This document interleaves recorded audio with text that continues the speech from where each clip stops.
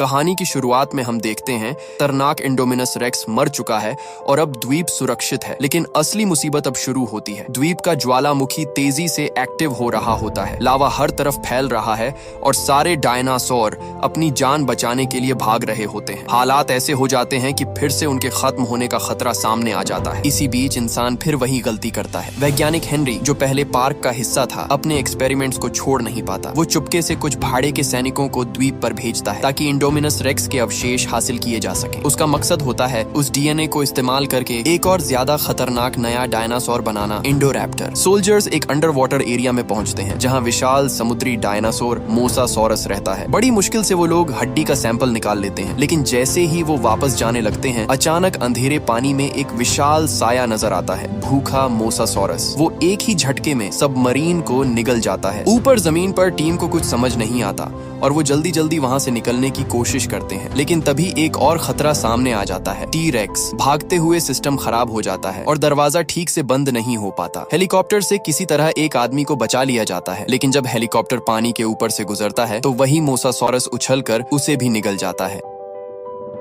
आखिर में मिशन पूरा तो हो जाता है, लेकिन 3 लोगों की जान चली जाती है और मोसासॉरस आजाद हो जाता है। उधर इस पूरी घटना की खबर दुनिया भर में फैल जाती है। अमेरिका की सीनेट में बहस शुरू होती है, क्या इन डायनासोर को बचाया जाए या उन्हें अपने हाल पर छोड़ दिया जाए। कुछ लोग उन्हें बचाने के पक्ष में होते हैं, लेकिन डॉक्टर मैल्कम जैसे लोग इसका विरोध करते हैं, क्योंकि उनके हिसाब से इंसान पहले ही बहुत बड़ी गलती कर चुका है। कहानी आगे बढ़ती है और अब फैसला इंसानों के हाथ में आ जाता है। एक तरफ कुछ लोग कहते हैं कि डायनासोर्स को बचाना नहीं चाहिए। उनका मानना होता है कि ये जीव पहले ही लाखों साल पहले खत्म हो चुके थे और इन्हें वापस लाना कुदरत के खिलाफ था। अब जब आइलैंड पर ज्वालामुखी फटने वाला है तो इन्हें उसी के साथ खत्म हो जाने देना चाहिए, यही सही होगा। डॉक्टर मैल्कम भी इसी बात का समर्थन करते हैं, लेकिन उनकी इस बात पर वहाँ मौजूद लोग गुस्सा हो जाते हैं और उन्हें बेरहम तक कह देते हैं। दूसरी तरफ कुछ लोग डायनासोर्स को बचाने के हक में होते हैं। इस तरफ की लीडर क्लेयर होती है, जो पहले पार्क चलाती थी लेकिन अब डायनासोर्स को बचाने के लिए काम कर रही है। वो हर जगह लोगों से मदद मांगती है ताकि डायनासोर्स को बचाने के लिए कोई कानून बन सके, लेकिन आखिर में हुकूमत साफ मना कर देती है। वो कहती है कि इस मामले में कोई कार्रवाई नहीं होगी। ये सुनकर क्लेयर पूरी तरह टूट जाती है, क्योंकि उसकी सारी मेहनत बेकार चली जाती है। तभी अचानक उसे एक फोन आता है जो उसकी उम्मीद वापस जगा देता है। उसे एक बड़े आलीशान घर में बुलाया जाता है जिसका मालिक बेंजामिन होता है, वही आदमी जो पहले जुरासिक पार्क के फाउंडर का पार्टनर रह चुका होता है। वहाँ पहुंचकर क्लेयर को उनके पुराने ताल्लुकात और एक नए प्लान के बारे में पता चलता है कि बेंजामिन और हैमंड का एक ही सपना था, खत्म हो चुके डायनासोर्स को फिर से जिंदा करना। इसी सपने को पूरा करने के लिए उन्होंने अपने घर के नीचे एक सीक्रेट लैब बनाई थी जहां साइंटिस्ट हेनरी काम करता था। यहीं पर पुराने मच्छरों से डीएनए निकालकर डायनासोर्स को वापस लाने का काम शुरू हुआ था। थोड़ी देर बात करने के बाद इलाई क्लेयर को असली वजह बताता है कि उसे यहाँ क्यों बुलाया गया है। बेंजामिन को भी आइलैंड पर आने वाले ज्वालामुखी के खतरे का पता चल चुका होता है। वो कहता है कि ये डायनासोर्स उसकी और हैमंड की पूरी जिंदगी की मेहनत है। इलाई बताता है कि बेंजामिन के पास एक और आइलैंड है जो दुनिया से अलग है और वहाँ का माहौल डायनासोर्स के लिए बिल्कुल सही है। अगर उन्हें वहाँ ले जाया जाए तो वो बिना किसी खतरे के आराम से जी सकते हैं। तभी बेंजामिन खुद व्हीलचेयर पर वहाँ आता है और क्लेयर का हाथ पकड़कर उससे कहता है कि वो इन डायनासोर्स को बचाए। क्लेयर भी बिना मना किए इस काम के लिए तैयार हो जाती है। इसके बाद वो लोग प्लान बनाते हैं। इलाई बताता है कि पुराने जुरासिक पार्क में हर डायनासोर के शरीर में एक ट्रैकिंग चिप लगाई गई थी। क्लेयर, जो पहले पार्क की मैनेजर रह चुकी है, उस सिस्टम को फिर से चालू करके हर डायनासोर की लोकेशन पता कर सकती है। इससे कम समय में ज्यादा डायनासोर्स को बचाना आसान हो जाएगा। लेकिन इलाई एक और बात बताता है, इस मिशन में एक खास डायनासोर सबसे ज्यादा जरूरी है और वो है ब्लू रैप्टर, क्योंकि वही इस पूरे प्लान की सबसे अहम कड़ी बनने वाली है। इलाई क्लेयर को बताता है कि रैप्टर लड़ाकू डायनासोर वैसे ही बहुत समझदार होते हैं और ट्रेनिंग की वजह से ब्लू तो और भी ज्यादा इंटेलिजेंट है। वो कहता है कि ब्लू शायद धरती का दूसरा सबसे समझदार जीव है। 3 साल पहले हुई लड़ाई में 4 में से 3 रैप्टर मर चुके हैं, इसलिए अब किसी भी हालत में ब्लू को बचाना बहुत जरूरी है। यहाँ एक जरूरी बात सामने आती है, इन डायनासोर्स को शिफ्ट क्यों करना पड़ रहा है। असल में आइलैंड पर पैदा होने से पहले ही उनके डीएनए में बदलाव किया गया था ताकि सारे डायनासोर्स फीमेल हों और वो खुद से बढ़ न सकें। मतलब अगर उन्हें अभी नहीं बचाया गया तो उनकी पूरी प्रजाति हमेशा के लिए खत्म हो जाएगी। जब क्लेयर कहती है कि ब्लू को पकड़ना आसान नहीं होगा तो इलाई उसे सलाह देता है कि वो ओवेन को इस मिशन में शामिल करे। क्लेयर और ओवेन पहले साथ थे, लेकिन इंडोमिनस रेक्स वाली घटना के बाद उनका रिश्ता टूट गया था। ओवेन बताता है कि उसे पहले ही इस मिशन के लिए बुलाया गया था, लेकिन उसने मना कर दिया था क्योंकि वो अपनी नई जिंदगी में खुश था। क्लेयर उससे ज्यादा बहस नहीं करती, बस इतना कहती है कि वो अपने अंदर की अच्छाई को नजरअंदाज न करे और वहाँ से चली जाती है। बाद में ओवेन अपने पुराने वीडियो देखता है जिसमें वो रैप्टर्स को ट्रेन करता था। उसे याद आता है कि 4 में से अब सिर्फ ब्लू ही बची है। आखिरकार वो अपने दिल की सुनता है और इस मिशन में शामिल होने का फैसला कर लेता है। अब एक टीम तैयार होती है। क्लेयर, ओवेन, एक डॉक्टर और एक प्रोग्रामर, सब लोग प्लेन में बैठकर आइलैंड की तरफ निकलते हैं। कुछ ही समय में वो वहाँ पहुँच जाते हैं। जो आइलैंड पहले हजारों टूरिस्ट से भरा रहता था, अब ज्वालामुखी की वजह से खतरे की जगह बन चुका है। वहाँ उनका सामना एक भाड़े के सैनिकों के लीडर से होता है जो खुद को उनकी मदद के लिए आया हुआ बताता है। लेकिन ओवेन को शुरुआत से ही उस पर शक होता है कि मामला उतना सीधा नहीं है। सब लोग तैयार होकर गाड़ियों में बैठकर आइलैंड के अंदर वाले हिस्से की तरफ बढ़ते हैं। जैसे ही वो कंट्रोल सेंटर पहुंचते हैं, अचानक एक जोरदार आवाज आती है। एक लड़की बाहर देखती है और तुरंत गाड़ी से उतर जाती है। तभी उनके सामने एक बहुत बड़ा डायनासोर आता है जिसकी ऊंचाई बहुत ज्यादा होती है, लेकिन वो घास खाने वाला होता है, इसीलिए किसी पर हमला नहीं करता। सब लोग थोड़ा राहत की सांस लेते हैं। प्लान के मुताबिक फ्रैंकलिन सिस्टम चालू करता है और क्लेयर अपने हाथ से लॉग इन करके ट्रैकिंग सिस्टम रीस्टार्ट करती है। तुरंत स्क्रीन पर आइलैंड के सारे डायनासोर्स की लोकेशन दिखने लगती है। थोड़ी ही देर में ब्लू रैप्टर की लोकेशन भी मिल जाती है। क्योंकि ये मिशन का सबसे जरूरी हिस्सा है, इसलिए ओवेन खुद जाने का फैसला करता है और उसके साथ व्हिटली और डॉक्टर भी जाते हैं। लेकिन गाड़ियों की आवाज से ब्लू सतर्क हो जाती है और लगातार जगह बदलती रहती है, जिससे उसे पकड़ना मुश्किल हो जाता है। तब ओवेन अकेले जाने का फैसला करता है। वो जमीन पर बने ताजा निशानों को फॉलो करते हुए एक खाली जगह पर पहुंचता है जहां उसे आखिरकार ब्लू मिलती है 3 साल बाद। शुरुआत में ब्लू उसे पहचानती नहीं और उस पर भरोसा भी नहीं करती। वो उससे दूर रहने की कोशिश करती है, लेकिन ओवेन धीरे धीरे उसे शांत करता है, अपने पुराने ट्रेनिंग वाले तरीके इस्तेमाल करता है। आखिरकार ब्लू को पुरानी बातें याद आने लगती हैं और वो थोड़ा भरोसा करने लगती है। जैसे ही ओवेन ब्लू के करीब पहुंचता है, तभी अचानक एक बेहोशी का तीर आकर उसे लग जाता है। ओवेन गुस्से में चिल्लाता है कि सिग्नल का इंतजार करो, लेकिन व्हिटली और उसके लोग उसकी बात नहीं मानते। ब्लू को लगता है कि उस पर हमला हो रहा है, इसलिए वो बचाव में हमला कर देती है। तभी एक सैनिक डर कर गोली चला देता है जो ब्लू को लग जाती है। बेहोशी की दवा और गोली दोनों के असर से ब्लू गिर जाती है। ये देखकर ओवेन भड़क जाता है और व्हिटली पर हमला करने जाता है, लेकिन वो भी उसे बेहोशी का तीर मार देता है। हालत और खराब हो जाती, लेकिन डॉक्टर समय पर आकर तीर निकाल देती है, वरना ओवेन की जान भी जा सकती थी। डॉक्टर गुस्से में बंदूक उठाकर व्हिटली को धमकाती है कि अगर उसने ओवेन को नहीं छोड़ा तो वो ब्लू का इलाज नहीं करेगी। मजबूरी में व्हिटली मान जाता है। दूसरी तरफ कंट्रोल सेंटर में क्लेयर और फ्रैंकलिन डायनासोर्स को मॉनिटर कर रहे होते हैं। तभी अचानक जमीन जोर से हिलती है। क्लेयर कुछ समझ पाती उससे पहले ही व्हिटली के लोग चुपके से भाग जाते हैं और दरवाजा बंद करके उन्हें अंदर फंसा देते हैं। तभी पता चलता है कि ज्वालामुखी पूरी तरह फट चुका है। व्हिटली और उसकी टीम को अब किसी की परवाह नहीं होती।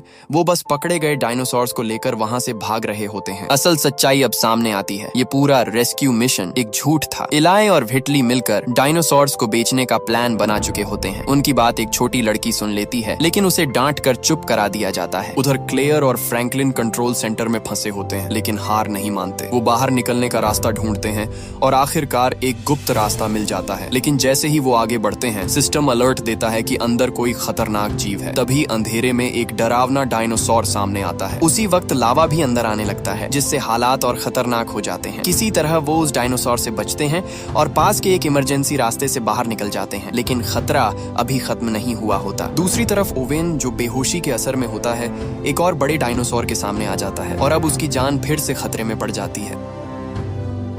वो उसे मारने की बजाय अपनी जीभ से बार बार चाटता है और इसी से ओवेन को होश आ जाता है, लेकिन उसका आधा शरीर अभी भी काम नहीं कर रहा होता। तभी ज्वालामुखी फटने लगता है और वो डायनासोर खुद जान बचाकर भाग जाता है, जबकि ओवेन वहीं जमीन पर पड़ा रह जाता है। चारों तरफ आग, धुआं और लावा फैलने लगता है। हालात बहुत खराब हो जाते हैं। ओवेन किसी तरह अपनी बची हुई ताकत से धीरे धीरे खुद को खींचकर एक सूखे पेड़ के पीछे ले जाता है। तभी अचानक ज्वालामुखी जोर से फटता है और पत्थर व आग पूरी आइलैंड पर फैलने लगती है। मौत बिल्कुल सामने खड़ी होती है। आखिरी समय पर ओवेन पूरी ताकत लगाकर उठता है और धुएं के बीच से भाग निकलता है। उसके पीछे पीछे बहुत सारे डायनासोर्स भी जान बचाने के लिए भाग रहे होते हैं। हर तरफ भगदड़ मच जाती है। उसी दौरान क्लेयर और फ्रैंकलिन भी उससे मिल जाते हैं और तीनों मिलकर भागने लगते हैं। भागते भागते उन्हें एक गोल कांच वाली गाड़ी जायरोस्फीयर मिलती है, जिसमें सिर्फ 2 लोग बैठ सकते हैं। ओवेन तुरंत क्लेयर और फ्रैंकलिन को उसमें बैठने को कहता है, लेकिन तभी एक खतरनाक मांस खाने वाला डायनासोर उन्हें देख लेता है। वो बहुत तेज होता है, इसलिए तीनों वहीं रुक जाते हैं और हिलने की हिम्मत नहीं करते। तभी अचानक एक और बड़ा डायनासोर आ जाता है है और उस खतरनाक शिकारी का ध्यान अपनी तरफ खींच लेता है। दोनों आपस में भिड़ जाते हैं और इसी मौके का फायदा उठाकर ओवेन और उसके साथी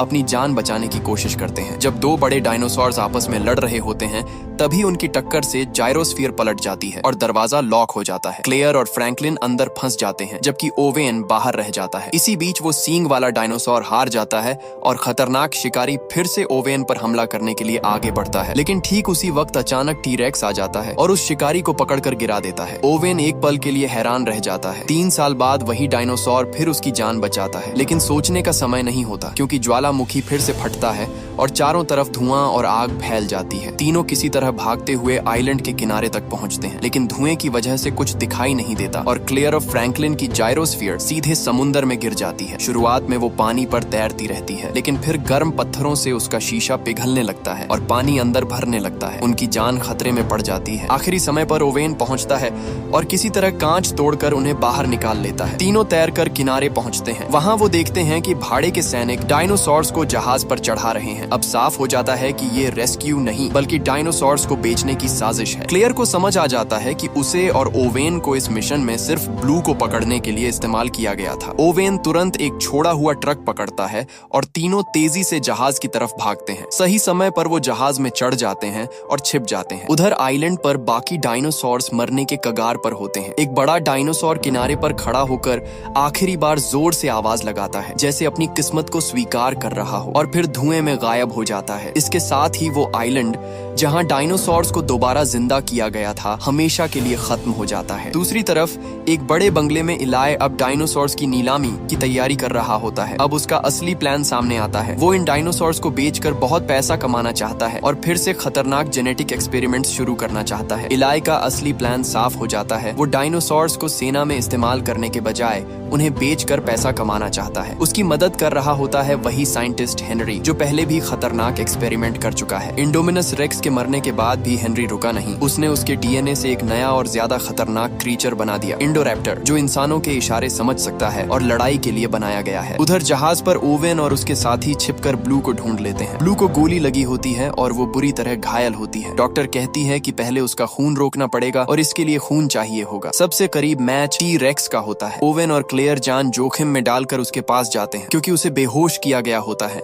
इसलिए वो उसके पास पहुंच जाते हैं। लेकिन जैसे ही वो खून निकालने वाले होते हैं टी-रेक्स अचानक जाग जाता है और हालात बेहद खतरनाक हो जाते हैं। क्लेयर ऊपर से निकलकर दरवाजा खोलती है और किसी तरह ओवेन बच निकलता है। आखिरकार वो लोग खून ले आते हैं। डॉक्टर ब्लू का ऑपरेशन करती है और उसके शरीर से गोली निकाल देती है। इस दौरान ओवेन देखता है कि ब्लू की आंख से आंसू निकलते हैं, जिससे ये साबित होता है कि डायनासोर सिर्फ जानवर नहीं बल्कि महसूस करने वाले जीव हैं। दूसरी तरफ बंगले में छोटी लड़की मेजी को सच्चाई का पता चल जाता है कि डायनासोर्स को बचाया नहीं जा रहा बल्कि बेचा जा रहा है। वो अपने दादा को बताती है लेकिन वो उस पर यकीन नहीं करते। तब मेजी खुद सच जानने के लिए सीक्रेट लैब में चली जाती है। वहाँ वो पुराने वीडियो देखती है। तभी इलाई और हेनरी भी वहाँ आ जाते हैं। वो लोग इंडोरैप्टर के बारे में बात कर रहे होते हैं और बताते हैं कि ब्लू इस नए क्रीचर को पूरा करने की आखिरी कड़ी है। हेनरी इस प्रोजेक्ट को लेकर पागल हो चुका होता है, जबकि इलाई को सिर्फ पैसों से मतलब होता है। उसे ब्लू की जान की कोई परवाह नहीं होती। वो सिर्फ ये देख रहा होता है कि नया बनाया गया खतरनाक डायनासोर कितने में बिकेगा। इसी बात पर उसका और हेनरी का जोरदार झगड़ा हो जाता है। दूसरी तरफ मेजी ये सब छुपकर सुन रही होती है। अचानक एक बंद कमरे के पीछे से कोई खतरनाक क्रीचर उसे पकड़ने की कोशिश करता है, लेकिन वो किसी तरह बचकर भाग जाती है। तभी इलाई उसे देख लेता है और उसे कमरे में बंद कर देता है। उधर जहाज आखिरकार किनारे पहुंच जाता है। फ्रैंकलिन गलती से मजदूरों के बीच फंस जाता है और उसे भी डायनासोर्स उतारने के काम में लगा दिया जाता है। वहीं ओवेन और क्लेयर छुपकर एक ट्रक में बैठ जाते हैं और डायनासोर्स के साथ उसी काफिले में बंगले की तरफ पहुंच जाते हैं। जैसे ही डायनासोर्स को कंटेनरों से निकालकर लिफ्ट के जरिए नीचे ले जाया जाता है, जोरदार आवाजें आने लगती हैं। ये आवाजें बेंजामिन तक पहुंचती हैं और उसे मेजी की बात याद आती है। तब उसे समझ आता है कि उसका डायनासोर्स को बचाने वाला प्लान असल में नीलामी में बदल दिया गया है। वो तुरंत इलाई को बुलाता है और उससे सच्चाई पूछता है। अब जब इलाई को लगता है कि उसकी सच्चाई सामने आ गई है और वो पकड़ा जा सकता है, तो वो हद पार कर देता है। वो बेंजामिन को ही मार देता है। दूसरी तरफ ओवेन और क्लेयर भी अंदर घुसने की कोशिश कर रहे होते हैं, लेकिन गार्ड उन्हें पहचान लेते हैं और पकड़कर नीचे बंद कर देते हैं। थोड़ी देर बाद इलाई उनके सामने आता है और अपने काम को सही ठहराने की कोशिश करता है, लेकिन ओवेन और क्लेयर उसकी बातों में नहीं आते और उसे जवाब देते हैं। अब इलाई का ध्यान पूरी तरह अपने अगले कदम पर होता है, डायनासोर्स की नीलामी नीलामी। बड़े बड़े अमीर लोग वहाँ पहुँचने लगते हैं। उधर मेजी किसी तरह कमरे से निकलकर अपने दादा के पास जाती है, लेकिन वहाँ पहुंचकर जो वो देखती है उससे सब कुछ बदल जाता है। मेजी अपने दादा के कमरे में होती है, तभी उसे इलाई की आवाज सुनाई देती है। वो तुरंत छुपने के लिए अलमारी में घुस जाती है। इलाई बाहर आकर नौकरानी के सामने ऐसा दिखाता है जैसे बेंजामिन की मौत अचानक हुई हो। फिर वो उसे नौकरी से निकाल देता है। नौकरानी मेजी के लिए रुकना चाहती है, लेकिन इलाई उसे अपने अधिकार से दबाकर भेज देता है। छुपी हुई मेजी ये सब सुन लेती है और उसे एक फोटो में अपने जैसी दिखने वाली लड़की भी नजर आती है, जिससे वो और डर जाती है। उधर नीचे कैद में क्लेयर को पछतावा होता है कि उसने गलत लोगों पर भरोसा किया और ओवेन को भी इस मुसीबत में डाल दिया। ओवेन फिर भी हार नहीं मानता। उसे पास वाले कमरे में एक ऐसा डायनासोर दिखता है जिसके सिर की हड्डी बहुत मजबूत होती है। वो उसे आवाज देकर उकसाता है और वो डायनासोर दीवार तोड़ देता है। फिर उसी की मदद से वो लोग जेल का दरवाजा भी तोड़कर बाहर निकल जाते हैं। जैसे ही वो बाहर आते हैं, उनकी मुलाकात मेजी से होती है। मेजी रो रही होती है क्योंकि उसके दादा मर चुके हैं और उसका ख्याल रखने वाला भी जा चुका है। अब वो पूरी तरह अकेली होती है। ये देखकर ओवेन और क्लेयर फैसला करते हैं कि उसे अपने साथ लेकर निकलेंगे। इसी बीच ऊपर नीलामी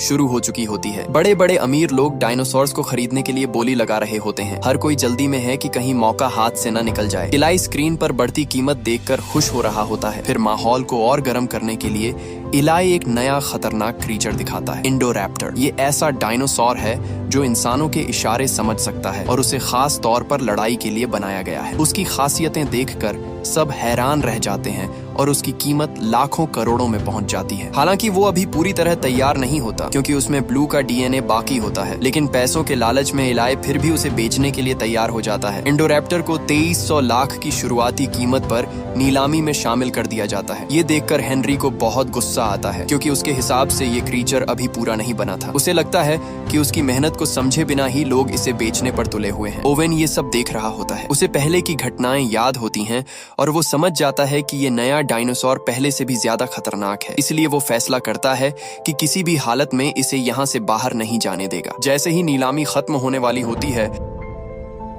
ओवेन एक प्लान बनाता है। वो उस मजबूत सिर वाले डायनासोर जिसे पहले उसने छुड़ाया था को नीलामी हॉल में छोड़ देता है। वो डायनासोर अंदर आते ही सब कुछ तोड़फोड़ करने लगता है। पूरा हॉल अफरा तफरी में बदल जाता है और लोग जान बचाकर भागने लगते हैं। सैनिक उसे मारने की कोशिश करते हैं, लेकिन ओवेन बीच में आकर उन्हें रोक देता है। वो बिना हथियार के ही सब पर भारी पड़ता है और हालात और बिगड़ जाते हैं। इलाई तुरंत आदेश देता है कि इंडोरैप्टर को वहाँ से हटाया जाए, लेकिन तब तक बहुत देर हो चुकी होती है। उधर खरीदार डर कर भाग जाते हैं और नीलामी रुक जाती है। इसी बीच व्हिटली वापस आता है और उस खतरनाक डायनासोर को देखकर उसके लालच में आ जाता है। वो उसे बेहोशी का तीर मारता है और उसके पिंजरे के अंदर चला जाता है, सिर्फ उसके दांत निकालकर ट्रॉफी बनाने के लिए। लेकिन वो एक बड़ी गलती कर देता है क्योंकि जो डायनासोर उसे बेहोश लग रहा था वो असल में पूरी तरह होश में होता है और अगले ही पल कुछ ऐसा होता है जो सबको हिला कर रख देता है। वो उस पर हमला कर देता है और व्हिटली अपनी जान गंवा बैठता है। अब ये खतरनाक क्रीचर आजाद हो चुका होता है और पूरा बंगला मौत के खतरे में आ जाता है। उधर ओवेन, क्लेयर और मेजी को अभी तक पता नहीं होता कि इंडोरैप्टर भाग चुका है। वो वहाँ से निकलने की कोशिश करते हैं, तभी इलाई रास्ता रोक लेता है। मेजी को अपने खिलाफ देखकर वो एक बड़ा राज खोल देता है। वो बताता है कि मेजी असल में बेंजामिन की असली पोती नहीं बल्कि उसकी बेटी का क्लोन है जिसे वापस पाने के लिए बनाया गया था। लेकिन इलाई अपनी बात पूरी कर पाता उससे पहले ही इंडोरैप्टर अचानक आकर उसके आदमियों पर हमला कर देता है। ये देखकर सबके होश उड़ जाते हैं और अब हर कोई सिर्फ अपनी जान बचाने के बारे में सोचता है। दूसरी तरफ लैब में हेनरी भागने की तैयारी कर रहा होता है। वो सारे जरूरी सामान पैक करता है और ब्लू का खून भी लेना चाहता है ताकि कहीं और फिर से खतरनाक डायनासोर बना सके। लेकिन डॉक्टर बताती है कि ब्लू के खून में अब दूसरे डायनासोर्स का खून मिल चुका है, इसलिए शुद्ध डीएनए लेना मुमकिन नहीं। इसी बीच फ्रैंकलिन छुप कर आता है और हेनरी को बेहोशी की दवा देकर गिरा देता है। लेकिन जैसे ही वो भागने लगता है, हेनरी के आदमी उसे पकड़ लेते हैं। हालात फिर बिगड़ जाते हैं। तभी डॉक्टर चुपके से पिंजरा खोल देती है और ब्लू को आजाद कर देती है। अब इंसानों और डायनासोर्स के बीच खतरनाक टकराव शुरू हो जाता है। गोलियों के बीच लैब में गैस लीक होने लगती है जिससे हर पल धमाके का खतरा बढ़ जाता है। और ठीक उसी समय ब्लू कुछ ऐसा महसूस करती है जो बाकी किसी को नहीं दिखता। एक बड़ा खतरा आने वाला है और अगले ही पल हालात और भी खतरनाक हो जाते हैं। लैब में धमाके के बाद ब्लू और बाकी लोग तो बच जाते हैं, लेकिन पूरे सिस्टम के बंद होने से जहरीली गैस तेजी से फैलने लगती है। दूसरी तरफ बंगले के अंदर ओवेन, क्लेयर और मेजी भाग रहे होते हैं। तभी इंडोरैप्टर उनका पीछा करने लगता है। वो लोग सीढ़ियों से ऊपर भागते हैं, लेकिन ये खतरनाक क्रीचर भी आसानी से उनके पीछे आ जाता है। इंडोरैप्टर अपनी तेज सूंघने की ताकत से उन्हें ढूंढने लगता है। ओवेन लोग छुप जाते हैं और पकड़े जाने से बचने के लिए बिजली तक बंद कर देते हैं। लेकिन उसी समय लैब में सिस्टम दोबारा चालू हो जाता है और लाइट्स वापस आ जाती हैं, जिससे उनका छुपना मुश्किल हो जाता है। मजबूरी में ओवेन और क्लेयर मेजी को भागने को कहते हैं, लेकिन इंडोरैप्टर उसका पीछा करता हुआ सीधे उसके कमरे तक पहुंच जाता है। वो खिड़की से अंदर घुसता है और डरी हुई मेजी को देखता है। जैसे ही वो हमला करने वाला होता है तभी ओवेन अंदर आकर उस पर गोली चलाता है, लेकिन उसके पास सिर्फ 3 गोलियां होती हैं जो ज्यादा असर नहीं करती। अब इंडोरैप्टर धीरे धीरे ओवेन की तरफ बढ़ता है जैसे उसे खत्म करने वाला हो। तभी अचानक ब्लू वहां पहुंचती है और दोनों खतरनाक डायनासोर्स आपस में लड़ने लगते हैं। दोनों की लड़ाई बहुत जबरदस्त होती है। इस मौके का फायदा उठाकर ओवेन मेजी को लेकर